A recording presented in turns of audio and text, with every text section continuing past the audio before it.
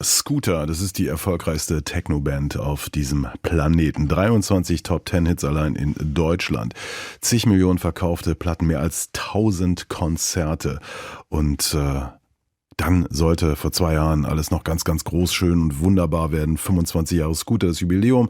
Eine neue Platte war da und es gab die Idee, wir machen einen Konzertfilm. Den sollte Cordula Kablitz, die Regisseurin, machen, die auch schon die Toten Hosen abgefilmt hat. Ja, wir wissen, es kam alles ein bisschen anders und herausgekommen ist jetzt kein Konzertfilm, sondern eine richtig spannende Nahbetrachtung von Scooter. Fuck 2020, 2,5 Jahre mit Scooter. Und das ist wirklich wörtlich zu nehmen. Die Regisseurin hat Einblicke bekommen, die kaum jemand vorher hatte, außerhalb dieses Universums von Scooter. Sie ist dabei, wenn verzweifelt über die Situation nachgedacht wird, wie man versucht nochmal zu feiern, wie man versucht mit der Krise umzugehen. Man muss sich vorstellen, eine Band von dieser Größe hatte da auch richtig Probleme bekommen in den Zeiten der Lockdowns etc. Das alles ist ab heute anzugucken in diesem wirklich, wie ich finde, richtig tollen Film.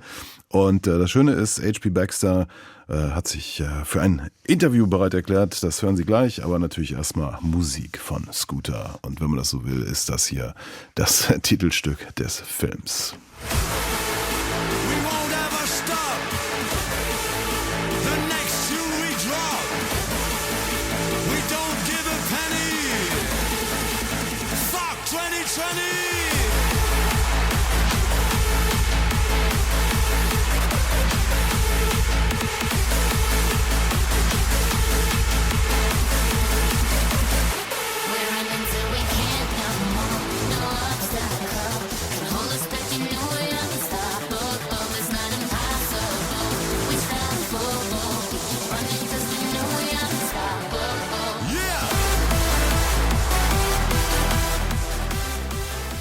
Scooter mit Fuck 2020 und das ist einerseits ja der Key-Track, wenn man so will, aus dem Album God Save the Rave von 2021 und natürlich Teil des Titels des Films, den ich gerade schon ein bisschen beschrieben habe. Fuck 2020, 2,5 Jahre mit Scooter. Ja, und H.P. Baxter ist mir jetzt zugeschaltet. Schönen guten Tag. Ja, hallo. Das Ganze, ich habe es gesagt, war ja geplant als Konzertfilm und es kam alles ganz anders. Ich habe das mir angeguckt und gedacht, wow, warum lässt er die Kameras so nah an sich ran? Das ist ja schon Wahnsinn, was wir da für Einblicke bekommen. Wie ging das für Sie? Ja, also das ist, im Vorfeld weiß man ja nicht hundertprozentig, wie es abläuft, was auf einen zukommt.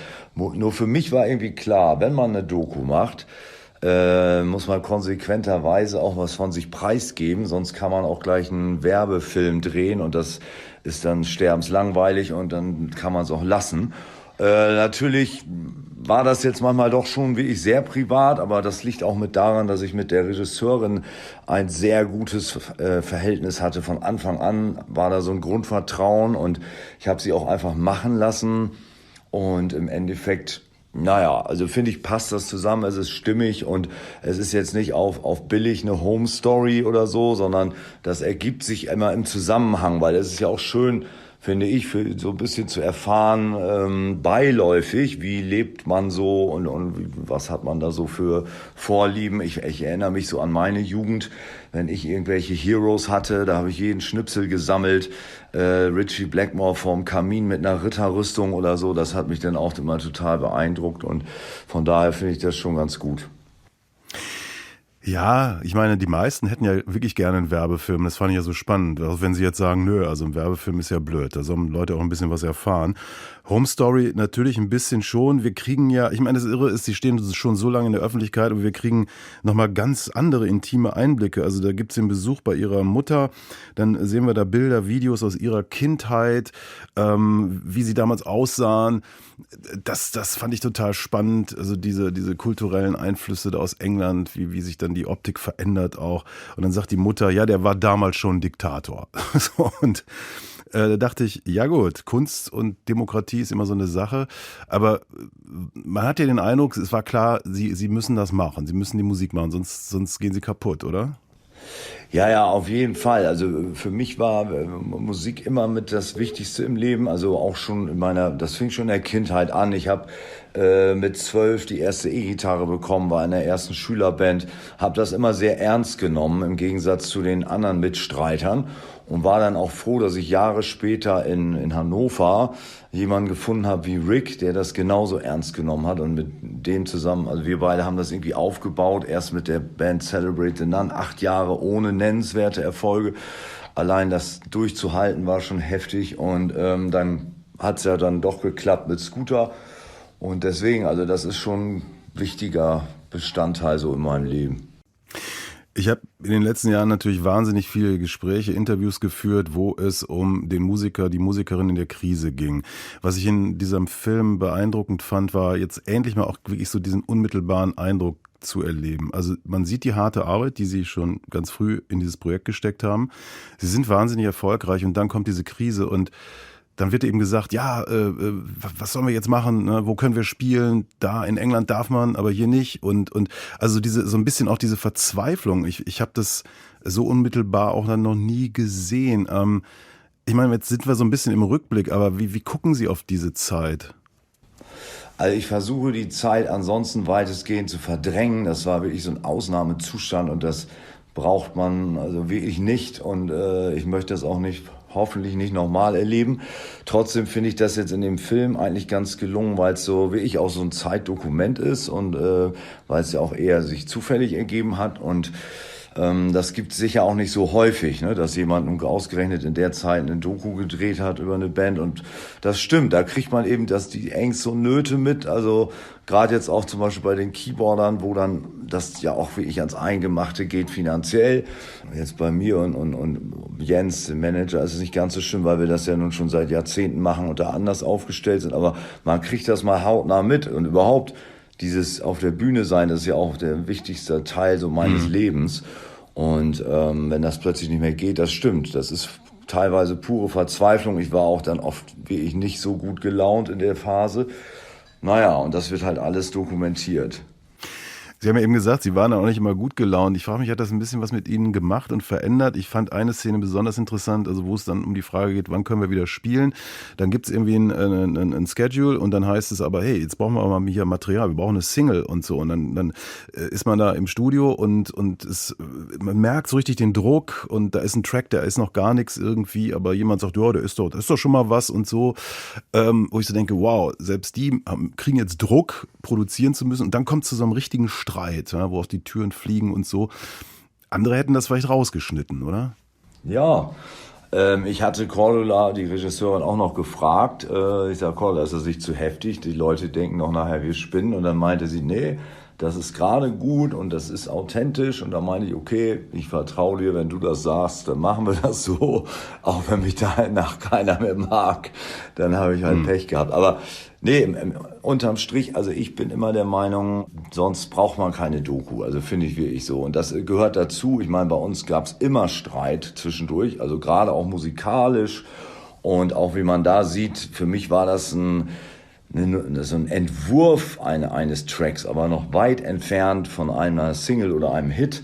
Deswegen habe ich mich da auch im Nachhinein nicht weiter beirren lassen. Wir haben es dann versucht, aber das ist ja so auch nicht veröffentlicht worden. Der ganze Text, den wir da machen, der ist nicht veröffentlicht worden, weil das ist halt auch ein langer Prozess. Man kann sowas nicht übers Knie brechen.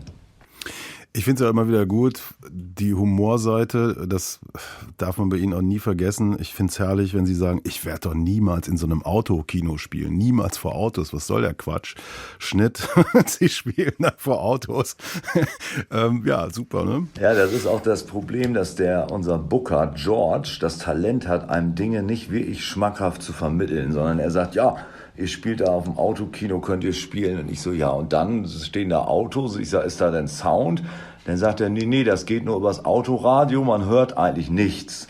Naja, und wenn ich höre, man hört nichts, dann bin ich schon genervt. Dann sag ich, was soll das denn? Also dann muss doch wenigstens, da habe ich mich schon wieder geärgert, auch, dass es dann wieder diese Lautstärkebeschränkungen gibt in Deutschland und so weiter. Und dann hatte ich schon von vornherein keine Lust. Später wurde ich dann wahrscheinlich überzeugt, sonst hätte ich es ja nicht gemacht. Und naja, auch lustig war es auf jeden Fall. Diese Zeit ist jetzt irgendwie abgeschlossen, es sind aber noch andere Sachen abgeschlossen. Also laut Wikipedia existiert die Band Scooter seit Dezember so nicht mehr. Sie sind als alleiniges Bandmitglied geführt. Wie geht's jetzt weiter? Ja, aber da hat sich auch wieder was hochgeschaukelt. Eigentlich war das öfter schon mal so, dass jemand ging oder dann, ja gut, nun sind beide auf einmal weg. Das gab's so tatsächlich noch nicht. Aber auch das hat sich über eine längere Zeit entwickelt, ist jetzt keine Überraschung für uns intern natürlich. Und J-Frog, der ein früheres Bandmitglied, mit dem ich immer in guten Kontakt stand und der auch als DJ immer erfolgreich war, ist jetzt wieder angeheuert und dabei. Und wir haben ansonsten auch ein ganz gutes Team bei uns über unser Label mit Musikern. Und da ist jetzt noch nicht ganz sicher, wer dann zusätzlich noch einsteigt, aber das wird auch so sich in den nächsten paar Wochen entscheiden. Also es wird immer weitergehen mit Scooter. Auf jeden Fall und auch als Band, gut, ich bin vielleicht da der Hauptakteur und auch mache mir auch so meine Gedanken, was wir da machen und die Ideen und so weiter, aber ich persönlich mochte es noch nie gerne, also habe mich nie als Solist gesehen und finde immer diesen Band-Spirit auch wichtig, nur wie gesagt, man findet schwer Leute, die das auch so ernst nehmen und so eine Priorität setzen auf diese ganze Sache, weil die meisten haben immer andere Dinge im Kopf, Familie, dies, links, rechts und um da wirklich mitziehen zu können, muss man da schon so eine gewisse Kompromisslosigkeit mitbringen und wirklich 100%ig dahinter stehen und das ist schwierig, da generell Leute zu finden. H.P. Baxter, vielen, vielen Dank. Sehr gerne.